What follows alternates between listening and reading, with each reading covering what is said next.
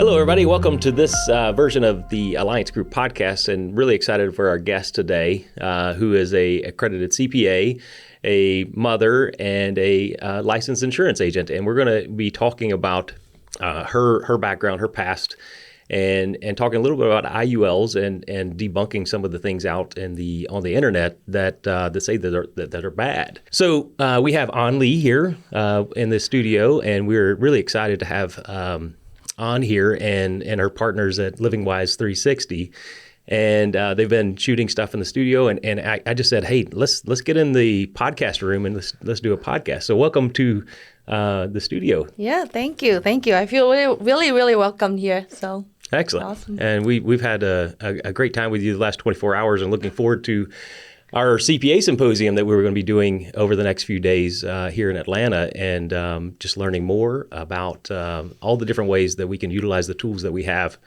and the products that we have to help clients, protect clients, and just be there for them. So why don't we start with your background? Tell us a little bit about yourself, how you got to the United States and became a CPA and things of that nature. So we were talking a little bit earlier about your story, and it's very fascinating. I haven't told this story for a long time, so kind of going back. But basically, it started when I took the SAT when I was a sophomore in Vietnam, and I scored almost 2,000 on the SAT. So I was like, I should do something with this. Mm-hmm. And so I applied to a couple of boarding schools in the U.S. and I got a scholarship. So I remember I was 17, and that was the first time I ever flown on a plane. Wow.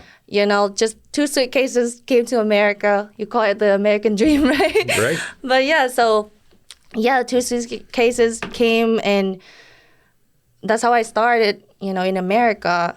And after that, You came by yourself? Parents didn't come? All by myself. All by myself. 17, 18 years old, right? Yeah, 17. It was 17. It was the first time I ever stepped foot on a plane too. Not just, going, not just going out of the country. Not a short flight. We're just going to fly halfway across the world, right? Oh, yeah. It was like a 3-4 legs. Like I had to do multiple transit. And you did it all by yourself? I did it all by myself. Wow. Yeah. So, I came, and then, I took a lot of AP classes, and I was a top 5 in the graduating class. So I got another full scholarship to University of Maine. Mm-hmm. And so even though I didn't like the cold that much, I think it was a good decision to go to school for free and not rack up, student loans and all that. Because I know student loans is a big thing in America. And Too much that I think we push kids to go to college when maybe they shouldn't, or maybe they should, have a year to figure out what they want to do. I know at 18 years old, I didn't know what I wanted to do, and it was proven by the fact that I went to 3 different colleges before I found my path and decided what I wanted to do. So, got into University of Maine. Did you want to be a CPA and accountant right away? No, not right away. But I didn't, because actually my parents wanted me to become an accountant, because in Vietnam it was a popular job. Like an auditor was, a kind of fancy title. Mm-hmm. So when I went to the United States, and I just wanted to break from that, because I feel like I was always a good kid, right? I listened to my parents all throughout. So when I got to college, I was like, I want to do something different. I don't want to listen to you and do accounting. So I actually registered. You didn't want to listen to your parents whenever you're a teenager? Like every other teenager, right? So I actually registered, signed up for psychology and economics. But then after 2 weeks in, because I think a lot about different things. I think ahead. And I look at jobs, and I was like, what can I get? What job can I get with a psychology degree, right? And there's not much option. Mm-hmm. So I was like, okay, I need something more practical. I need something that can get me a job. Because in order for me as an international student to stay in the U.S., I need to get a job and get sponsored. and the company has to be big enough to be willing to sponsor me and pay that extra fee to get a lawyer, put me in the lottery and all that. So I started looking at big firms, what kind of opportunities that I can get to kind of guarantee that path staying in America after college. And so it comes back to accounting. I learned that with the big four accounting firms, they have, they recruit every year. Like every year they would come to, big universities and they would recruit because, accountants, they need accountants every year. Yeah. And the turnover rate was, with big four companies were really high. So they were always recruiting. And so, that's how I got back into studying accounting. And when I know that they have a program where as a sophomore, you could get an externship, you get invited to explore, like it's very competitive, but you get invited to go to the firm, like all the big fours, and you see how it is to become an auditor or a tax professional or in advisory. And then you get a chance. If you get accepted to that program, you can become, you can get accepted to an internship. And, if you don't screw up, then, you get a full-time job after. So I knew what I wanted. So you saw the path. Yeah, I saw the path. And so...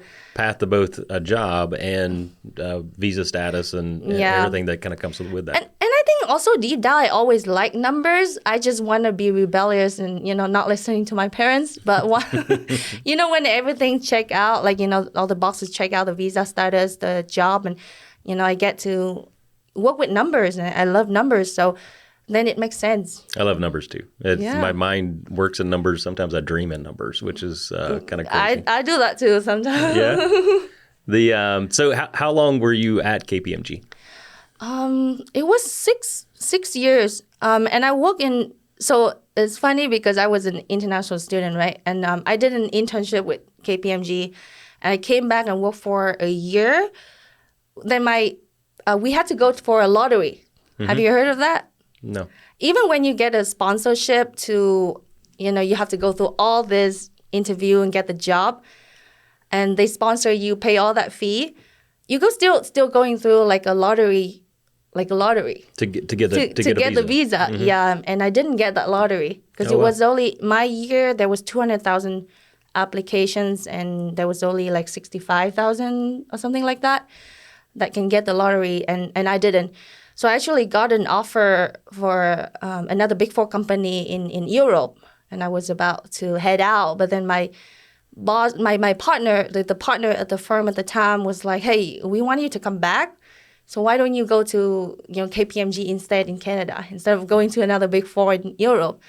And I had a good relationship, with the team at that time, and I was like, "Yeah, I mean, I don't mind going to Canada and coming back here." So I went to KPMG in Canada and, work in international tax. And then after that, I got another offer. After 2 years, I almost became Canadian.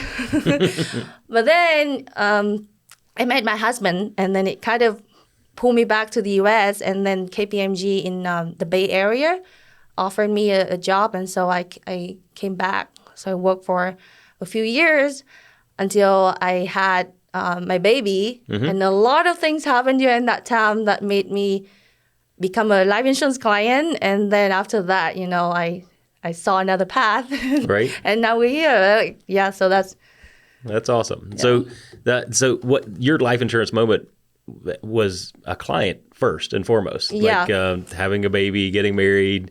I always say that there's 3 times in somebody's life whenever they're really, really thinking about potentially buying life insurance and waking up and having those thoughts is when they get married, when they buy a house, and when they have a kid. And the last is usually the most common, because now you have that kid that's completely relying upon you to do everything, right? Exactly. To provide everything.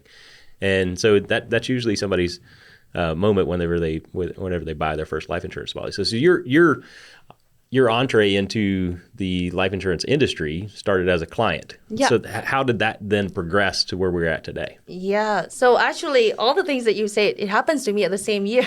Oh, wow. And that's why, I had a really rough childbirth, and it was so crazy that I still remember, even the nurse was, telling me everything is okay. but she was shaking. And 12 nurses rushed into the room, and I remember I was so scared, and I felt like, what happened now if I don't make it and things like that. It was really dark moment. And then I came out of that, trying to recover from that trauma, and I find out that like one of my close friends in Canada, she got cancer when she was only 29 years old. Wow. So like, it's just another hit emotionally and things like that. And I was like, we really need to, I told my husband, I think we really need to plan, because my friend got her medical, because I was in Canada and the medical expenses were covered. So even when she had cancer, like she didn't have a lot of out-pocket expenses. But in the US, it was so expensive. Like, I mean, my pregnancy was costing like $90,000. Wow. And then, when our daughter had a fever, and we went to the ER, we were, new parents and were scared and we didn't know. And it was $2,000 bill. And Wow. even with health insurance. So that was when I was like, we need something, right? We need protection. Like if something happens to you or if something happens to me, like what to do now. And then, I mean, in that same year, the market crashed. And, our savings were wiped out and half of it was wiped out. And then we were like looking to buy a house and we had to take the realized loss. Because normally people say, you can wait it out, then it's okay because the market always go up, right? But if you need the money, you take that realized loss and, that doesn't get recovered. So it's funny, all of that happens in just a few months. And then I had another friend who was another CPA. And she left the industry to become a life insurance agent 3 years before me. Okay. And when she did that, everybody thought she was crazy, right? But she showed me the life insurance at that time, and I think it was the right timing. But I still was really skeptical. I didn't really, because like the numbers, she said like, oh, it's this, and I need to punch the numbers in. And I like her and she was my friend, but even when I make a purchase, like it's a big thing, right? Life insurance is a big decision and you want to make informed decision. So I made an appointment with, I think, 5 or 7 different life insurance agents and pulled literally seven different company quotes. Yeah. And looking at them, comparing them. A little bit of a glutton for punishment going out and talking to 7 different life insurance agents. I know, but I mean, maybe it's I don't know if it's an agent thing, but I love a good deal. And I feel like every financial decision, I really think that it's important to really understand what you're getting into. But now we don't need to do that. I just didn't know. Now we are a broker, right? So we have different options. I could have just talked to someone like me and being able to see different life insurance products. But at the time, my all the agents that I talked to was captive. And so they were only selling one product from one company. So that's why I had to talk to 7 different ones. Makes a lot of sense, yeah. But if I met you, right, you just show me what you have and you can compare the quotes for me, then I don't need to go with 7 different agents, right? It will be a lot, And I think that's because we don't have that much information. You can't go online and search for it and compare it. So, and I didn't know. I just go for, some of the names that, were out there. And some of the car insurance company. So they were selling it. So I didn't know. But now that I know, I think you just need one broker that has all the products. An independent broker that can do business with multiple different companies and can do comparisons for you. Absolutely. Exactly. So what were your initial thoughts on the IUL? I mean, obviously you did your homework. Were you a skeptic in the beginning or? Oh, for sure.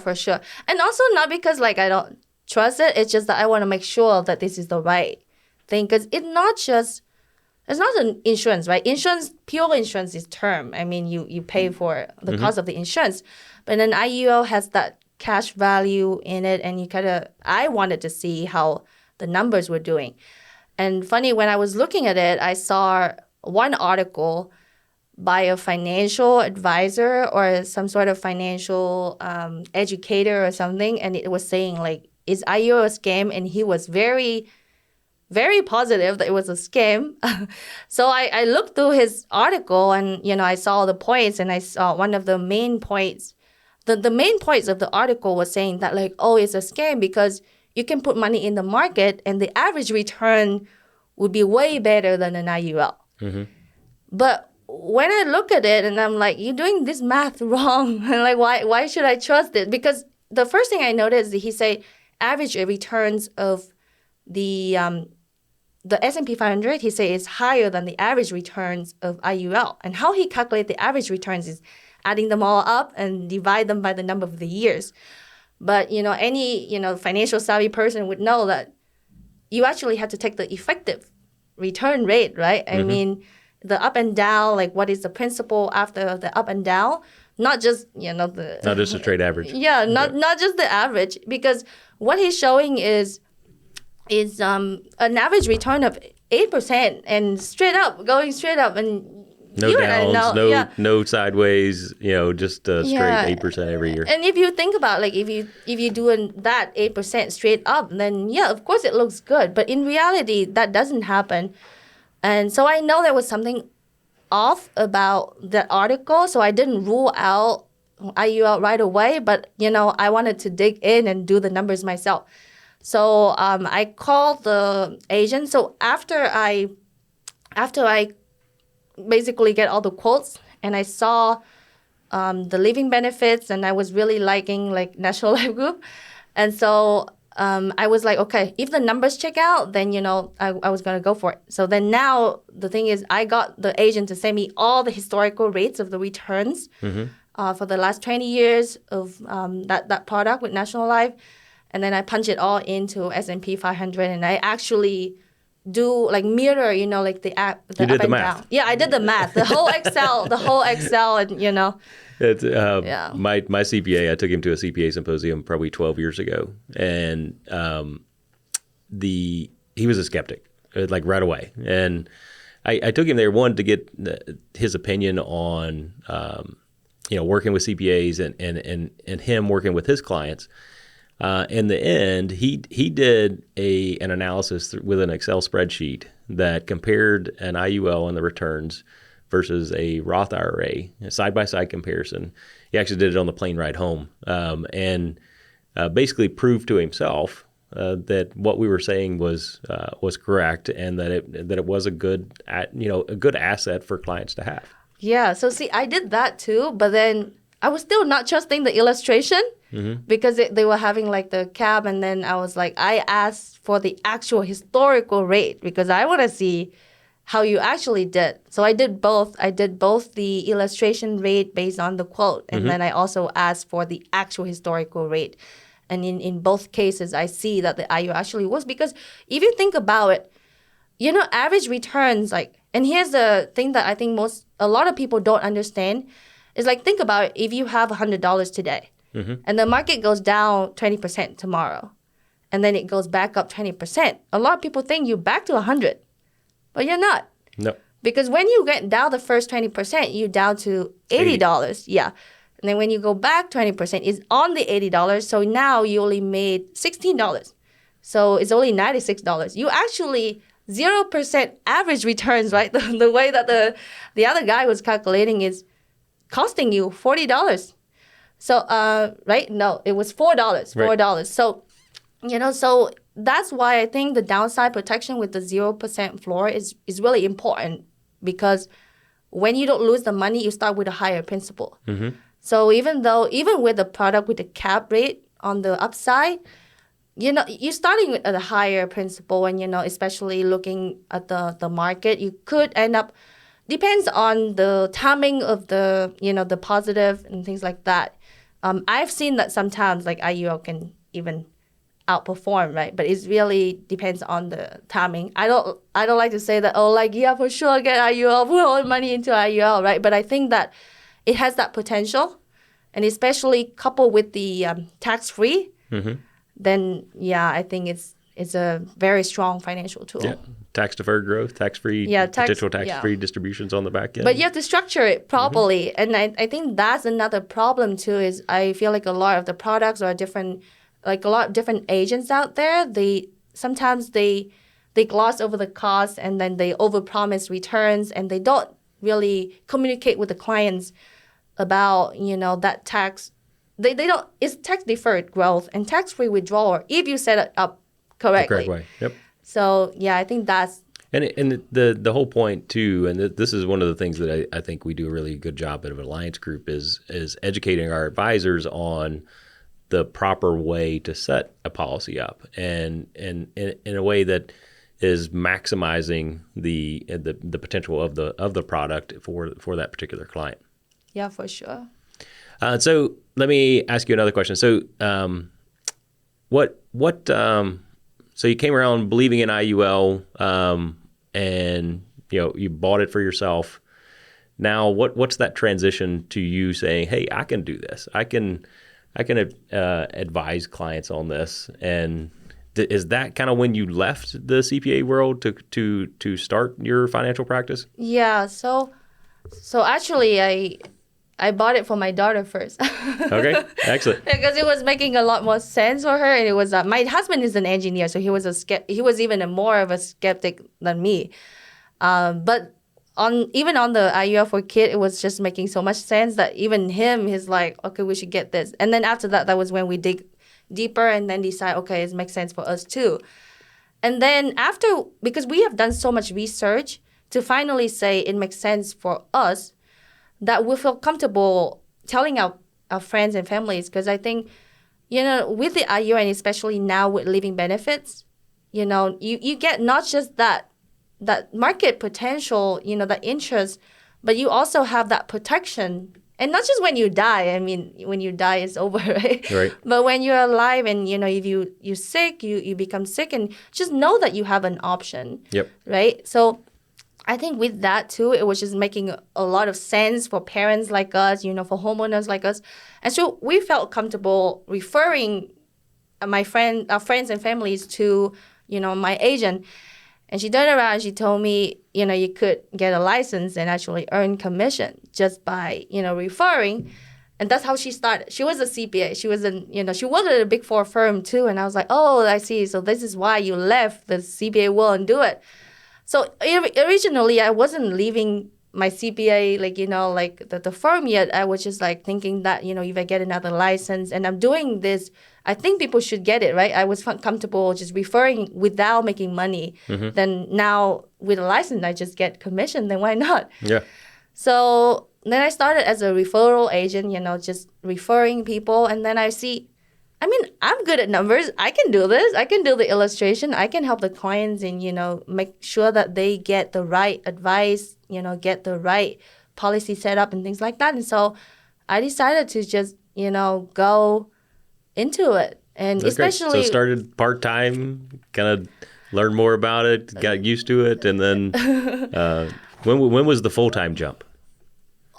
Almost very short after, because I saw the potential. I saw, I felt like, because especially I saw the timing in the market. I saw that the baby boomers are retiring. There's a big chance for wealth. Mm-hmm.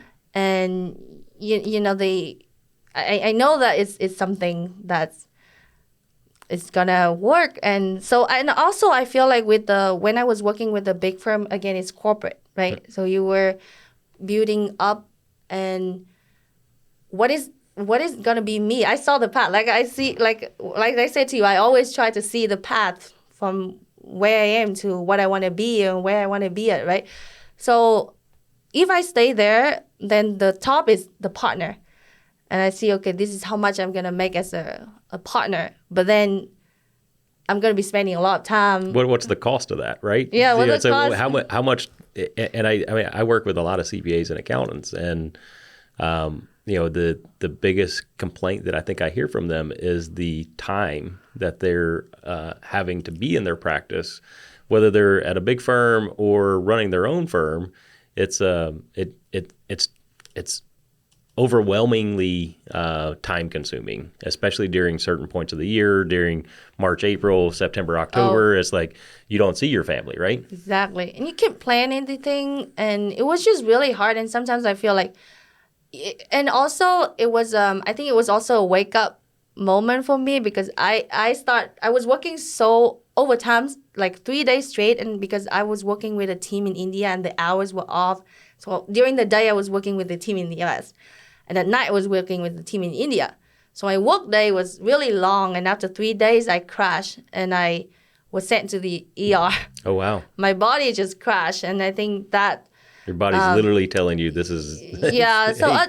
at that point, I knew that there was, this is not the path that even becoming partners with all the glamour, of a big four firm, becoming a partner. And it just, I just, I had a baby at that time. And, my mindset also changed when I became a mom. And like you said, do you want to pay that price to become a partner? And for me at that time, I didn't think it was. But for the life insurance, it's something, number one, I think it's something I'm passionate about.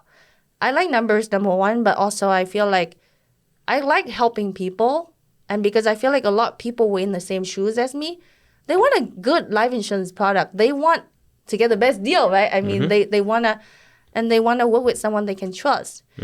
And so I'm passionate about helping them get that, and I every time I can get a client, do the comparison in our tools and find the best product and getting them the best pricing, I feel happy. Makes you feel good, yeah, right? It makes you feel good, yeah. And it's a good win. And I'm of the same mindset as you. I really enjoy helping clients, helping agents, and serving them. And it just, I get more joy out of seeing other people succeed, seeing other people now having that peace of mind put in place to cover their family than the commissions that I make off of it. And I tell advisors a lot that if you're in it just for the money, you probably won't be in it long. But if you're in it to actually really help people, then 100% this is the business for you. Yeah, and another thing is I remember, so I was at a financial event. I was a guest speaker at a financial event, and we were talking about like different financial tools to, make sure you have a secure financial future and plan for your retirement and things like that. And I just mentioned briefly about living benefits and how you can get some of that protection. And after that, and I was still working at KPMG at that time. And, deciding if, I want to go this route and become a life insurance, agent and open my practice. Is after that that talk show, when I stepped down, there was someone from the audience like approaching me, and she said, "Thank you for sharing that living benefits, because I think a lot more people need to know about this." And here's why. She was having a life insurance policy with living benefits, and when she got that policy, it was to save for her daughter, tax-free college fund. But turns out 3 years after, her daughter got brain tumor. Oh, wow. And she said that the company accelerated 80% of the death benefits to her. And so that's what helped her, stay home. Get the treatment for her kids. Yeah. Yeah. So I have policies on both of my girls. Actually, pretty large policies, but I didn't necessarily buy it for the death benefit. It's more to, I call it setting up a financial foundation for my kids, and it's going to be the asset that follows them for the rest of their lives. And I maybe at one point I use it to help with college, or maybe it's to help pay for their weddings, because I'm going to have 2 weddings, or maybe it's at one point I just turn it over to them and say, "Hey, this is yours." Right. And I always like to look at the illustration and show it to a client whenever I'm talking to them about a kid's IUL, and say, "How old are you today?" And they say, "I'm 28 years old." All right. So, go to the illustration, I point at, "You're 28. And I say, "Wouldn't it have been nice for your parents to do this for you 28 years ago? And you have this," right? And just show them that line of what it is at 28 years old. And it's like, oh, and then that's the eye-opening moment that I see a lot with clients that want to do something for their kids. They just don't know what to do, right? Is it a 529? Is it this? Is it that? Is it Roth IRA? An IUL for a kid, I think, is one of the better strategies that we promote, just across the country, to help that kid with their financial future, right? Yeah, for sure. I think And not just about, I mean, compound interest, right? I mean, after I opened the policy for my daughter, I said, I wish, Right. my parents opened this for me. Because you can literally set up your kid to be a millionaire, right? Like a pretty simple strategy and kind of, because the advantage they have is time. So with the right, the 0% floor and that upside potential, eventually, Albert Einstein calls compound interest the eighth wonder of the world, right? And with that much time on their side, it's the policy just can do wonderful things for them. Yeah, so that's why we got out the policy as soon as we learned about and do the rough math. We got the policy for our daughter when she was 5 months old. But yeah, so it's a good tool, and also that's why I wrote an article on Business Insider about how I bought the policy for my daughter at 5 months old, and I think a lot of people don't know that they could do that. They don't think about it because one is the stigma of life insurance, right? It's like, well, I don't need life insurance on my 5-month-old, right? But it's not about that. Like I said, going back to it's setting up that financial foundation, giving them a head start in life, right? And the other thing, it with the policies that we sell, right? It comes with living benefits, and as a parent, if one of my girls were to ever get sick with a cancer, or kind of going back to your story about the kid with the tumor, if they were ever to be in that situation, and God forbid that it happened, I hope it don't. I pray for the health of my kids every day. But if it does, they're financially, I don't care what it is. I will go bankrupt to give them every possible option, treatment, experimental, this, that, and the other to help cure them, right? Yeah, exactly. And after that, I learned that I met some people too that actually, because they have that money, they can go for advanced treatment. And they become cancer-free. Do the experimental treatment that the health insurance won't pay for, and using those living benefits to be able to cover those costs. Yeah, I mean, it makes a huge difference between life and loss, right? I met this guy at a convention, and he said the doctor literally shook the head because colorectal cancer was like one of the most causing death, like a cause of like the cancer that caused the most deaths, right? And he said something along the line that he was like the 13th person who like ever diagnosed with the last stage of cancer, colorectal cancer, that can be cured. And now he's cancer free, and he looks happy and everything, right? So, I mean, it's really sometimes money can there's advancements and treatments, especially with cancer, on it seems like a daily, monthly basis that are going on. But the thing is that we talk about this all the time because we live, eat, sleep, breathe living benefits. So the thing is that there's all these advancements in healthcare, but the costs are tremendous, even if you have a health insurance policy. Exactly, yeah. And I think the other thing that a lot of people don't really think about is the lost income. You don't know this story, but my mom was diagnosed with cancer when I was a senior in high school, and she had a health insurance policy. She had a job. She had all the things that you're supposed to have, but because she couldn't go to work, and because all the copays, the deductibles, all that kind of stuff coming in, the increased expenses and loss of income, we lost everything, right? And so it's one of the reasons I'm so passionate about what we do, and I love what we do for a living, is because I know living benefits in the right situation, with a family, can help them during those times of need. Yeah, for sure. And like after she came to me and said that, like, thank you for sharing this to people, because, without that, I wouldn't have been here. Like, it could have been, heartbreakingly different, the outcome of that. And so after that, I really thought about the impact of what I could do, right? We always talk about job as if it's, job is just a way to make ends meet. But what if you can do something that makes you feel good and impactful? Makes you feel good and is impactful. Exactly. So I think I think that was kind of like one of the last drop in making me deciding to leave, the industry. And I still keep my CPA license because you should. Yeah, for sure. You worked hard for that, right? I know. It's actually, if I don't keep it and I want to go for it again, it's I have to go through all like four different exams and all that. Yeah, for sure. Keep up those CPEs, keep up those fees, and make sure. So, do you have any? Do you do any tax work today? I got recruited a lot. They keep asking me to do tax work, do consulting work. But I just love what I do, and I think I focus on what I do well and helping people. I refer tax work to other CPA partners that I trust.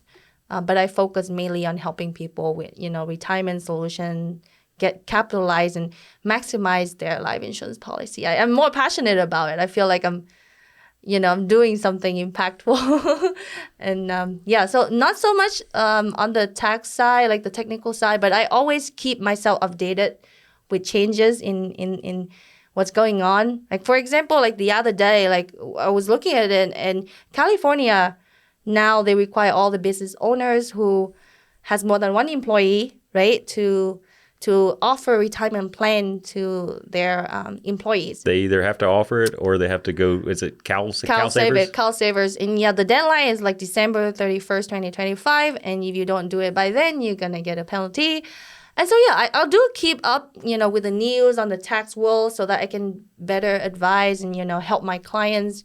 This is what you need to do, retirement plan and all that. Yeah, excellent. And I do keep it up, and that goes for all CPAs and insurance agents too. I'm actually surprised sometimes that get introduced to somebody that had a license many years ago, but then let it lapse, and then now they've got to go back through that whole process to get it again. So make sure you do that. So what are other kind of closing thoughts? Any other ideas or things that you see IUL as an asset class helping individuals and businesses?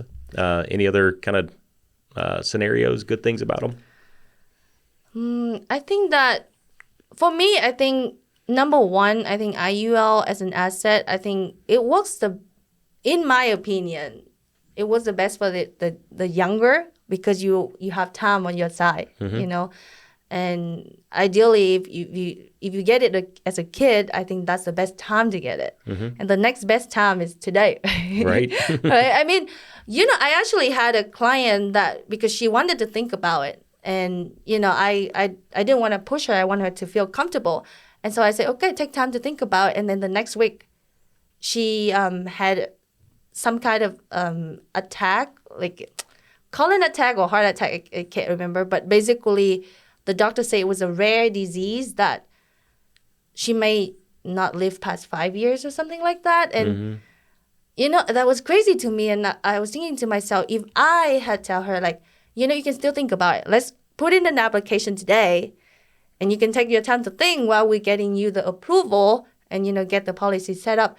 And then she would have got a policy. And, in the worst case scenario, if, she really doesn't make it past 5 years, her families are protected. Yep. Right. But that's why I think it's the best time is when you are young, but the second best time is today. And sometimes while you're healthy, while you're healthy. So we talk a lot about the making sure that I agree with what you're saying. You don't want to push somebody to buy something and oversell them, right? Yeah.